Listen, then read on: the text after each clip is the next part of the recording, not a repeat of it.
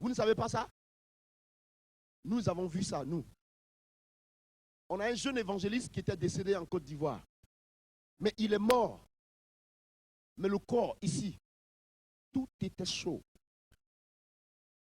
Sa mère nous a appelés. Mais est-ce qu'il est vraiment mort? Elle dit, mon fils n'est pas mort. On dit, si, il est mort. Elle dit, mais toute sa poitrine est chaude. Sa poitrine est chaude. Le corps n'est pas froid. Ça veut dire qu'il n'est pas mort. Je dis ce que tu dis à la fois spirituel. Parce qu'il vivra avec Jésus. Mais le cadavre qui est couché là est chaud. Le chrétien spécial. Réveille-toi. Je dis, il faut se réveiller. Dis à celui qui est à côté de toi, arrête ta timidité. Arrête ça, c'est pas, on est en Jésus là. Arrêtez-moi ça, s'il vous plaît. Non. Ou bien parce que vous êtes intellectuel. Ou bien c'est l'intellectualité qui fait ça, quoi. On est tellement intellectuel que je ne sais pas si parmi nous, il y a un qui a le niveau que Paul a eu. Hein. Moi, j'ai un niveau universitaire. Je ne suis même pas arrivé loin. Les droits, même, je n'ai même pas fait les droits. Je ne connais pas. Dès que j'ai commencé, je suis arrivé un petit pas. Jésus m'a attrapé, enlevé. Je ne connais pas. Parce que je n'ai pas terminé. Mais qui est aussi instruit que l'apôtre Paul parmi nous, à son temps? Paul était docteur, maîtrisard de la parole. Il avait la connaissance, cet homme-là. Et Dieu va saisir ce grand homme et l'établir. Pourquoi ne veux-tu pas que Dieu fasse de toi un tel homme ou alors une telle femme? Réveille-toi. Dis à celui qui est à côté de toi, il est 7h30 du matin. Tout le monde est déjà debout. Réveille-toi comme ça, t'as suffi, Jésus revient.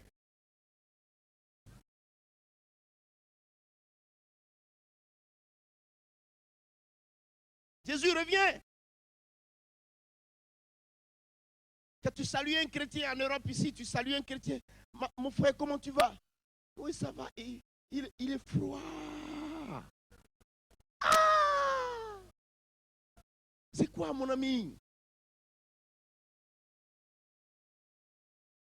Même parfois, le prédicateur prêche, il prêche.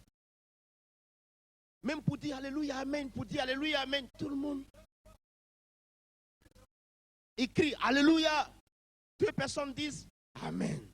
Et tout le monde est assis comme ça.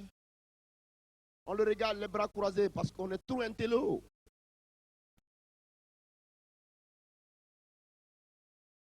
Non. Vous vous trompez, frère. Quand tu as rencontré un enfant de Dieu, tu vois la vie en lui. La vie. La vie en lui. C'est ça le chrétien. La vie en lui. Oui, frère. La vie en lui. Il est différent. Il est différent. Il marque la différence. Quand tu le rencontres dans la rue, il est tout souriant, tout vivant. Tu vois son visage, la joie illumine sa face. Parce que l'Éternel est vivant en lui. L'onction de Dieu est dans sa vie. Il rayonne de gloire. C'est ça, frère. Vous ne voyez pas? Aux États-Unis, même quand tu ne sais pas prêcher, le peuple t'aide à prêcher. Oui. Oui. Oui.